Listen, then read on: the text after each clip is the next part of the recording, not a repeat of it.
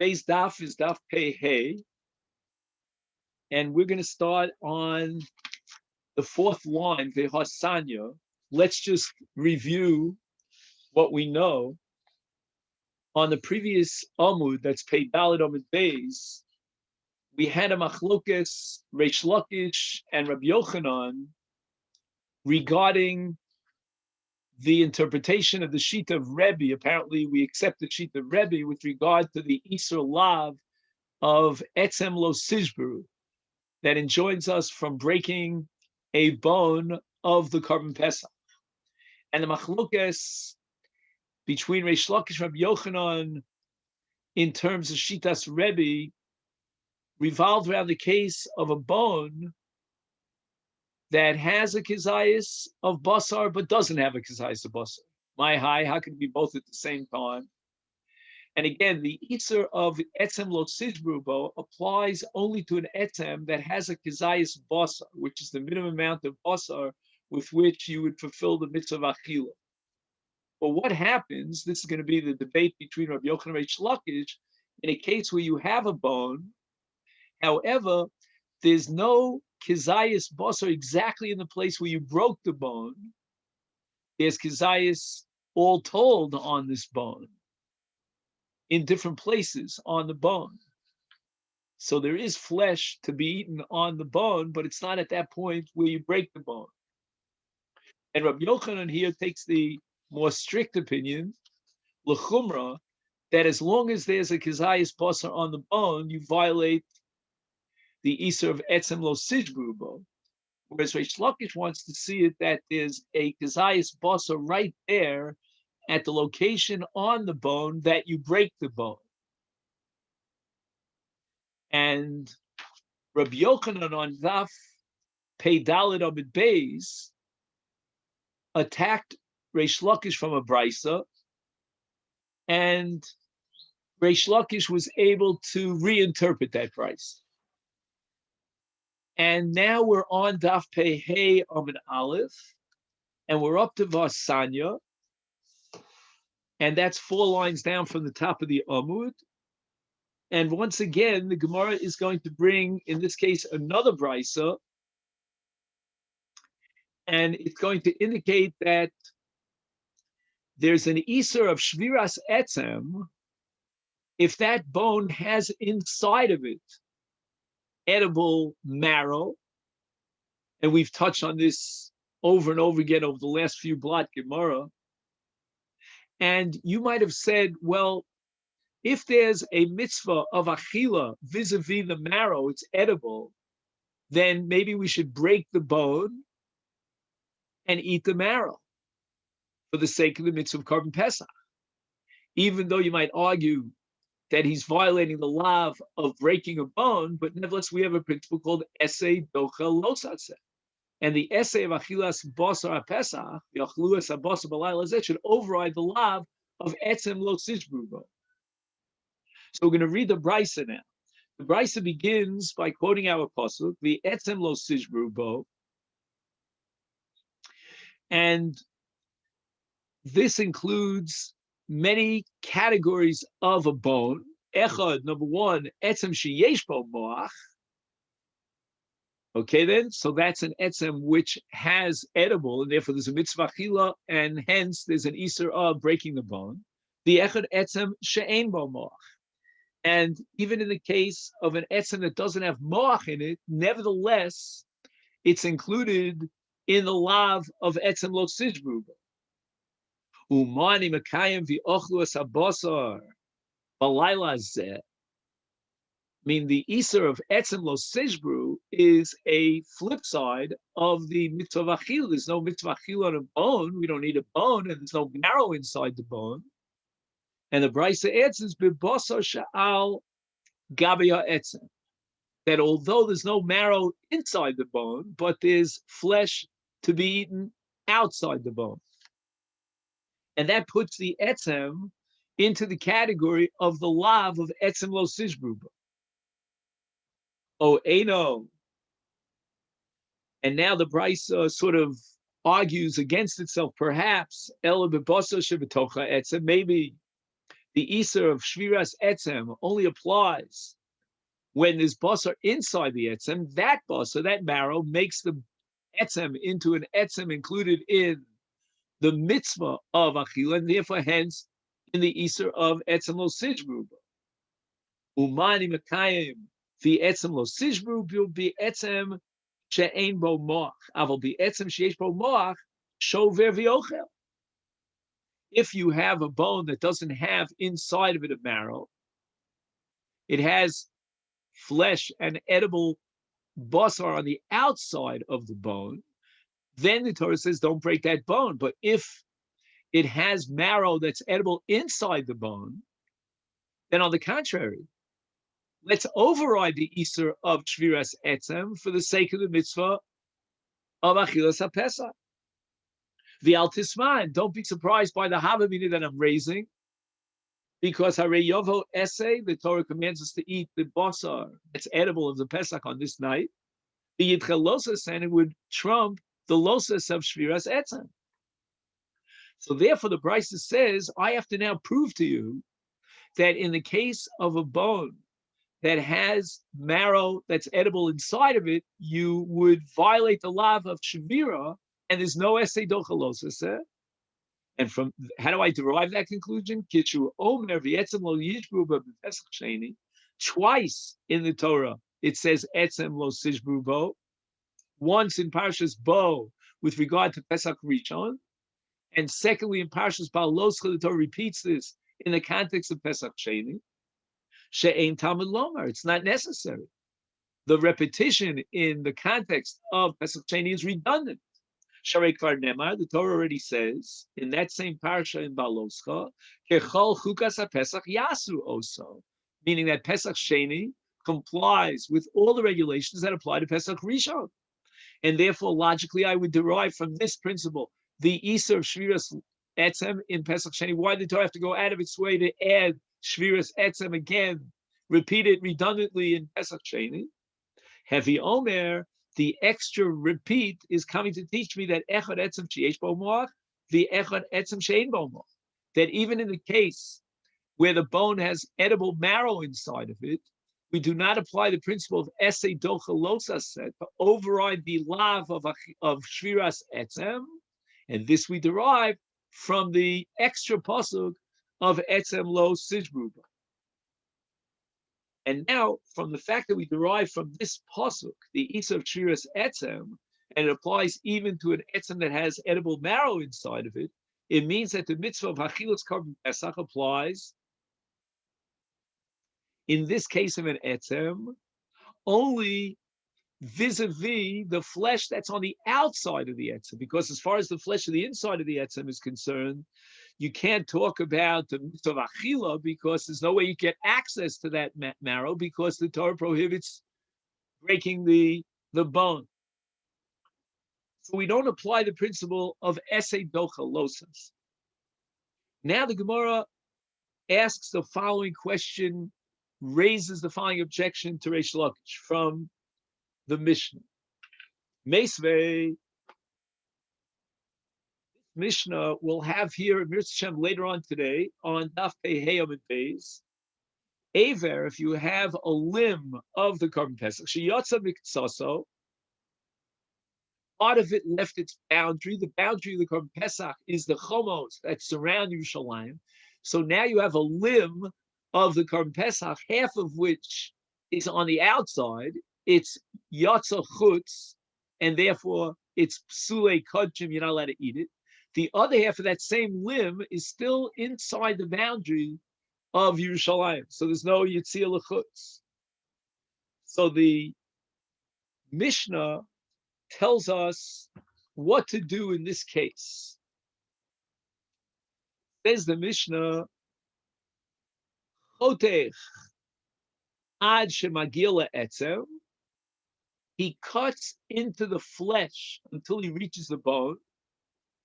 The kolef ad shemagila perek, and then he peels the flesh away until he reaches the joint.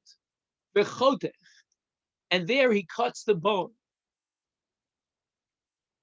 Now, I have here an English summary of this recommendation of the Mishnah. I'm going to read it to you at the spot where the disqualified part meets the qualified part. So you've got the exact point where the Yotze and the not Yotze meet.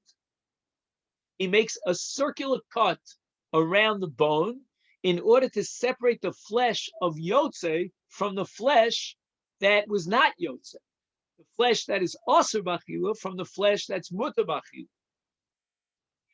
And when he cuts the flesh, that which remains inside is now being disconnected from the bone, and that's where he has an achila of that flesh, and it is still attached, according to Rabbeinu Chananel at least, to the body of the animal, but it's disattached from the bone. Now you can take the bone, and after you've cut it, you can now discard it. But that which he was kolev, that part of the flesh that he was able to peel off and has not been yoted, did not leave the boundaries, has to be eaten. It's part of the mitzvah of achila. On the other hand, that part that was yotze, which is now disqualified for Pesach, now has to be burnt. Like any kodshim, psulim have to be burnt. Now, if the bone has inside of it marrow, it too has to be burnt because he had no access to the marrow, because he couldn't break open the bone, and it now becomes nosar after the time allotment passes, and you have to burn it. Let's now appreciate the Gemara's kasha on Reish Lakish. The Gemara says the following.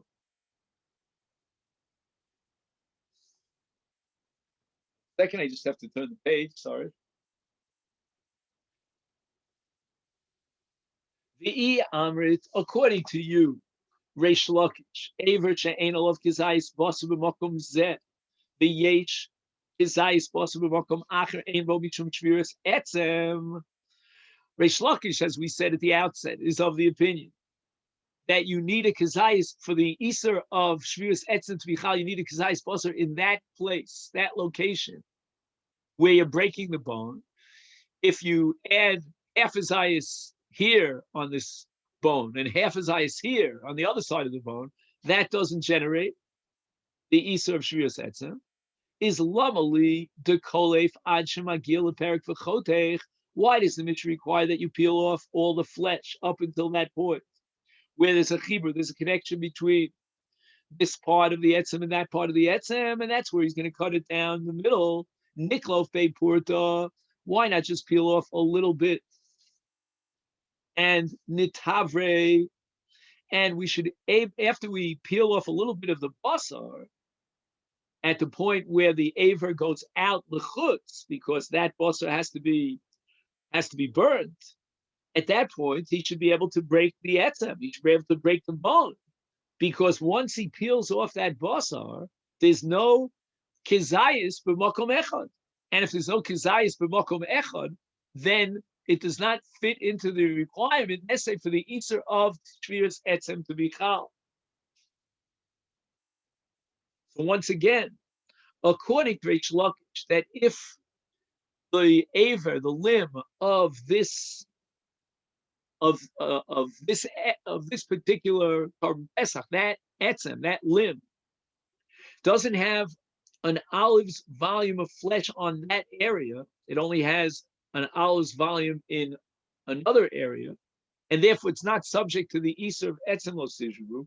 Why does he have to peel away the flesh until he reaches that joint and then cut the entire bone? Why doesn't he just peel the flesh from a small area on the bone where the disqualified section is, and then break it right there? Because there's no longer a kizayis basar b'makom zeh, and there's no longer an Isur Shviras Etzem. And the Gemara offers two answers. Abaye Omar, according to Abaye, Mishum Paka.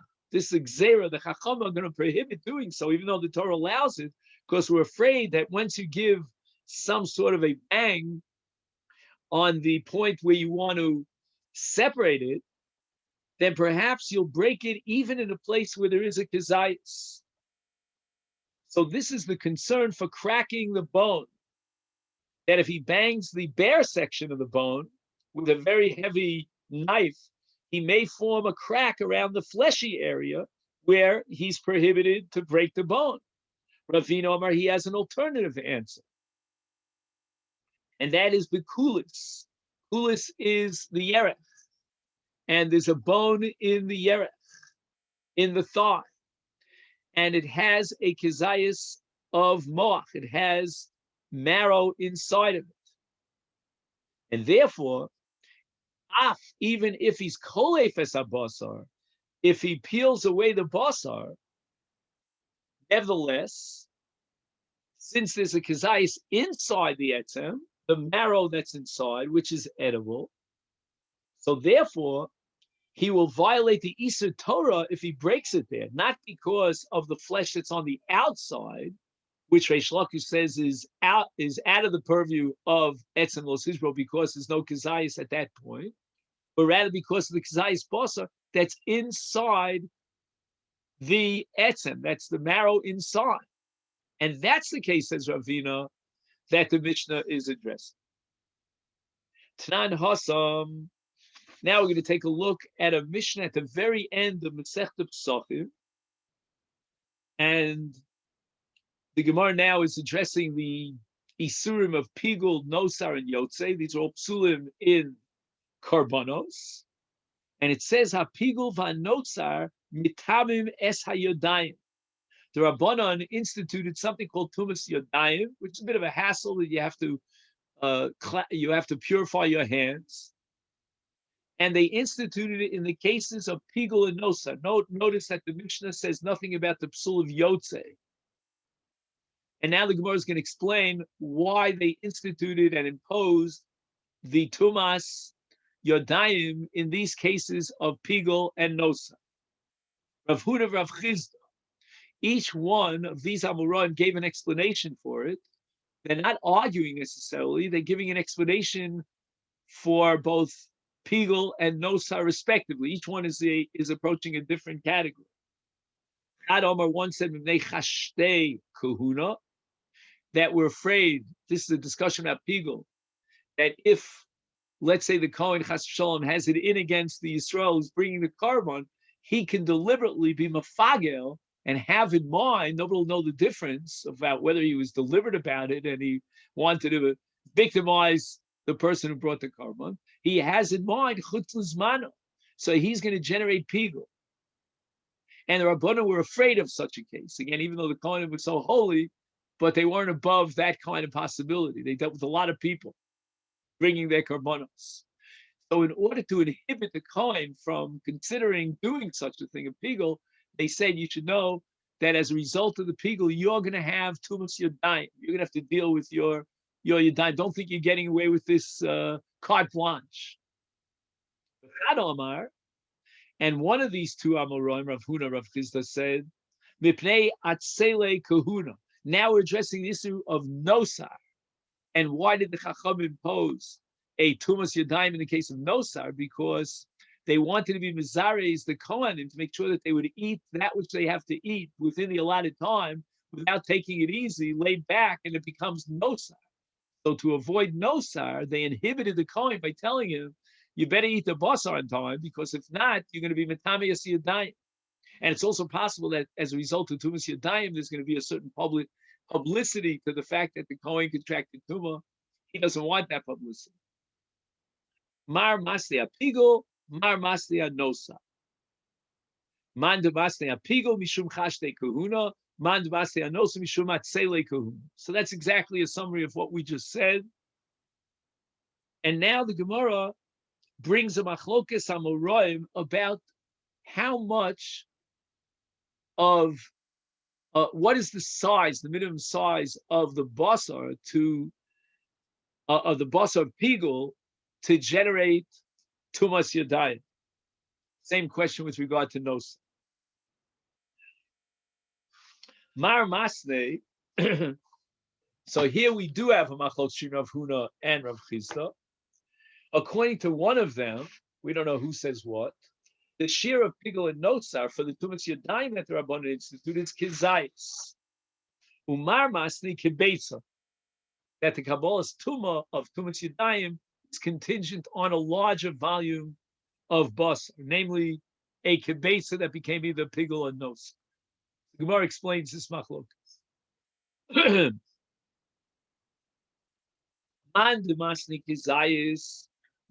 According to the one who said that the Tumas Yadayim depends upon the shear of Kizayis, Ke Isuro, it reflects the Pigel that is subject to the Isur of Achilas Pigel or Achilas Nosar, and that's the Kizayis. If you eat a Kizayis of Pigel or Nosar, you have Kores.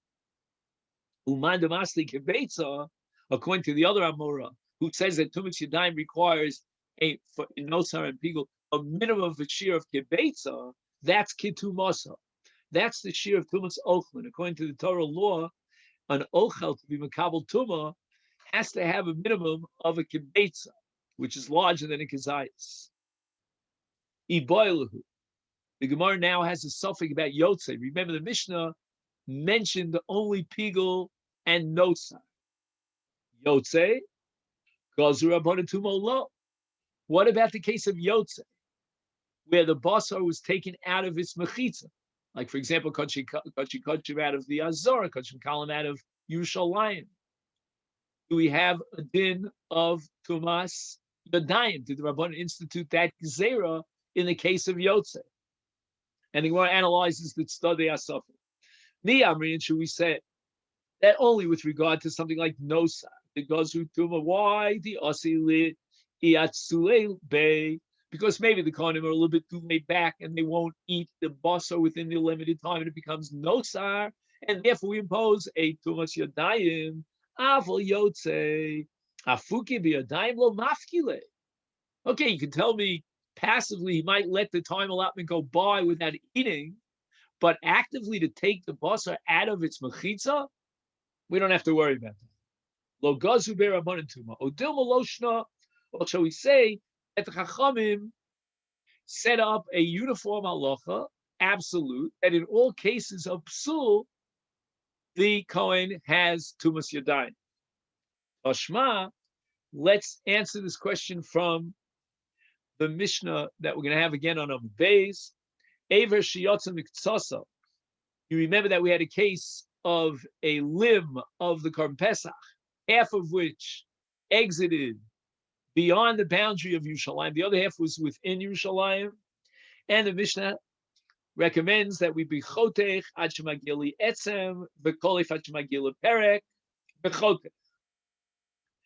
Okay, now, if you're going to tell me that although the Mishnah doesn't explicitly mention the case of Yotze, it only mentions Pigel and Nosar as far as Tumas Yadayim,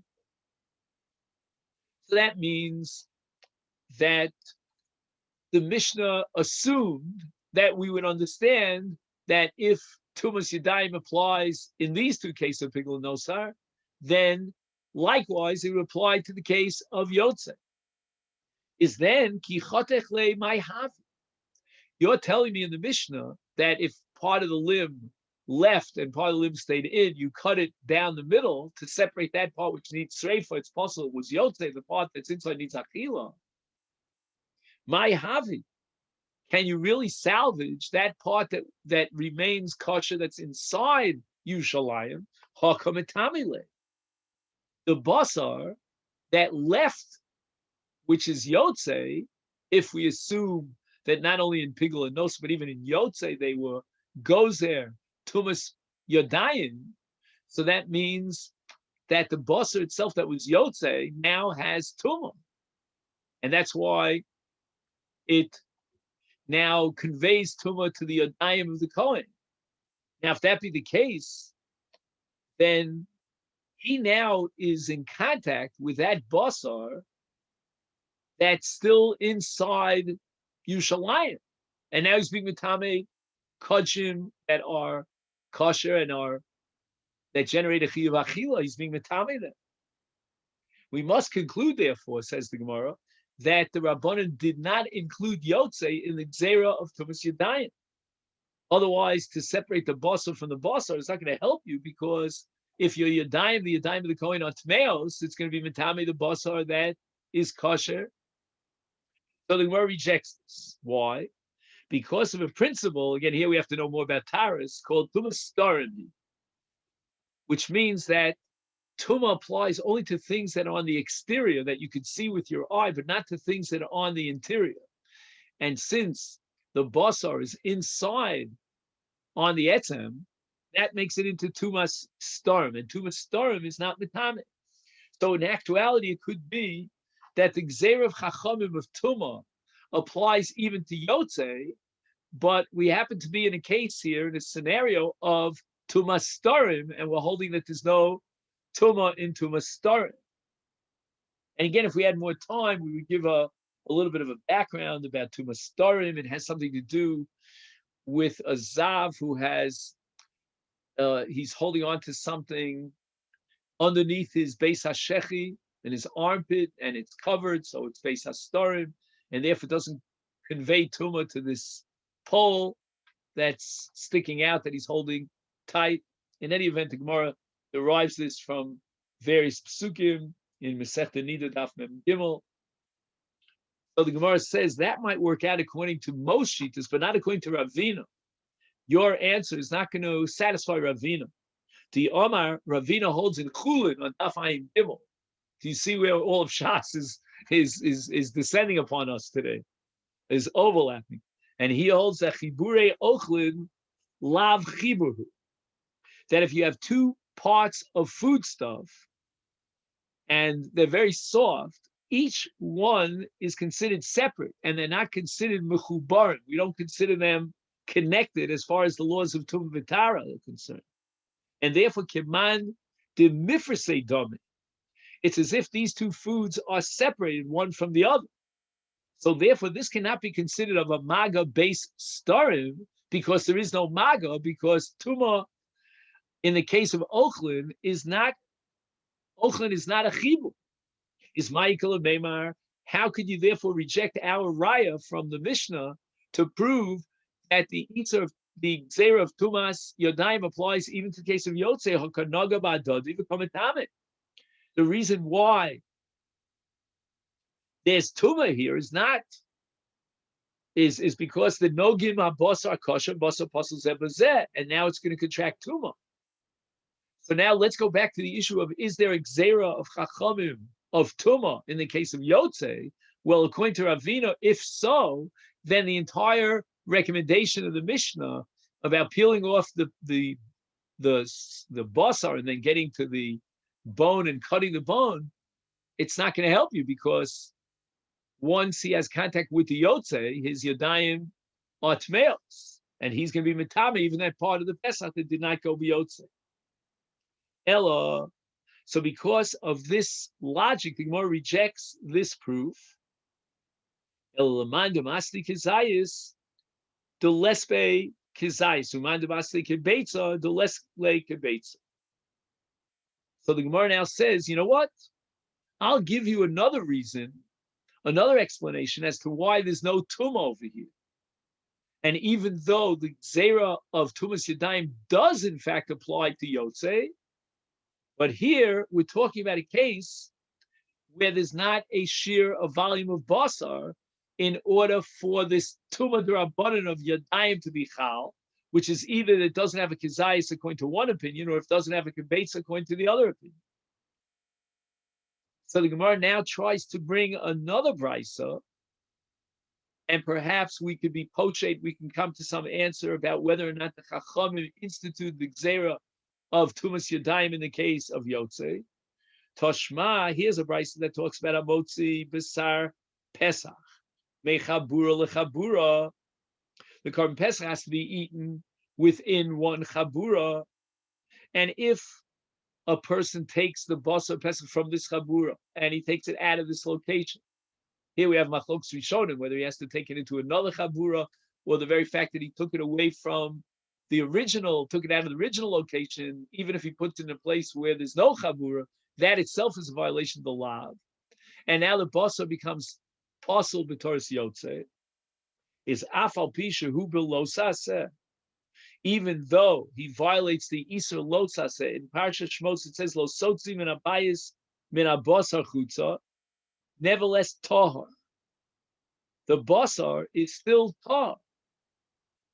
My love, should we assume Tahar, the Asur, on the one hand it's Tahar, but on the other hand you're not allowed to eat it. The Yotze Mechabur Lechabur, Ki Yotze Mechutz Mechitza Dam. What difference it make whether he took the basar, the Pesach, out of Yerushalayim or he took it out of the Chabura? In both cases, the basar left the mechitza, and therefore it's also, it's possible. And therefore mifsa. And nevertheless, afilu hachik tari tar avalo gozer abundant tuma of yotze. So it does have the status of yotze when it leaves the Chabura, hence it's possible. And there's no possibility of eating it because it's possible, but yet tar, which means that there's no tumas yadayim. So you see that the Rabbanan did not institute the gzera of tumas yadayim with regard to yotze. It is yotze when it leaves the Chabura. The Gemara rejects this. Lo, tahar umutar the yotze mechabura chabura lav ki yotze chutz mechitza dami below mifsal. It doesn't mean that when the brisa says tar, it's tar aval asur. That's not the way to read this brisa. The brisa means to say it's tar and it's mutter, meaning the brisa maintains that there's no psul of yotze in the case of yotze mechabura chabura. And even though he violates the lav of lo sotzim and abayis, etc., but nevertheless the basar is still mutter, and there's no psul of yotze. So here's a case where you violate the Isur Yotze without generating the Psul of Yotze, and therefore there's not going to be any Tumas Yadayim, even though the Rabbanan in fact did decree Tumas Yadayim on a Psul Yotze, but this is a case where there's no Psul Yotze. Gemara says, how do you read the Sefer? Vaktani Sefer Ochlo Hareze Velosase. That once the basar of the karba left the chabura, went into another chabura, if you eat that in the second chabura, you violate a lotzas. So how can you tell me that this is mutar b'achila and it's not possible? For sure it's possible. The Mishnah itself says, or the Bryce I should say, says in the Sefer that you violate a lotzas. The Gemara continues. Bishleim l'manti omar kibetza. If you're going to tell me that when the Rabbanan institute this gzera of tumas yadayim in the case of pigul and nosa, that's only if you have a minimum shear of kibetza, then there's nothing to be proven from this brisa. You can't say that they Chachamim did not institute the gzera of tumas yadayim on yotze. The ispe kizayis v'leslei kibetza. It's a case where he violates a lotzas of eats basa because it has a kizayis. But on the other hand, it doesn't contract tumah because it doesn't have a kibetza's worth and it's missing in the minimum shear volume of tumah. But if you're going to tell me that the Rabbanon, even on the smaller shear of kizayis, they institute the gzera in the case of pigul and nosar, it's Michael Mema. What are you going to answer here? This is a real good raya proof we have for the brisa, because if a person violates a losas, it must have a kizayis. And the Mishnah, the Brisa says at the end that he violates the losas, and when he eats it, therefore, hence it must have a kizayis. If it has a kizayis, then there should be tumah here, and yet it says tar. So because of this proof, the Gemara concedes at least part way that we have a proof. Ella biyotze b'pesach lo mi boila. We're going to have to assume that in the case of yotze, with regard to a korban Pesach, lo gozer upon a tumah. Right? As we proved from the Brisa, there was no gzera of tumah because the Brisa says tar, my timer. And the reason for this is b'nei chabura's reason, even though with regard to pigul and nosar, when we're dealing with the kohanim and we're afraid this, that, and the other thing, they may have made pigul and nosar, we're not afraid of yotze. And the Bnei Chabura are very excited about the possibility of eating the korban Pesach, fulfilling that mitzvah. They went through all the necessary preparations. They're not going to bring it out of the Chabura. Mizhar Zahiri, they're very careful about it. And therefore, the Chachamim are not going to be machmir and institute a gzera of Tumas Yadayim. Elaki, Kami Boile, But what remains an outstanding suffix is b'vyotze b'kodshim my. When in other kachim we don't have this b'nei chabura, we don't have b'nei chabura's reason name, did the Rabbanan institute this gzera of Tumas Yadayim in the case of Yotze, or did they not take her? And the Gemara comes to no conclusion.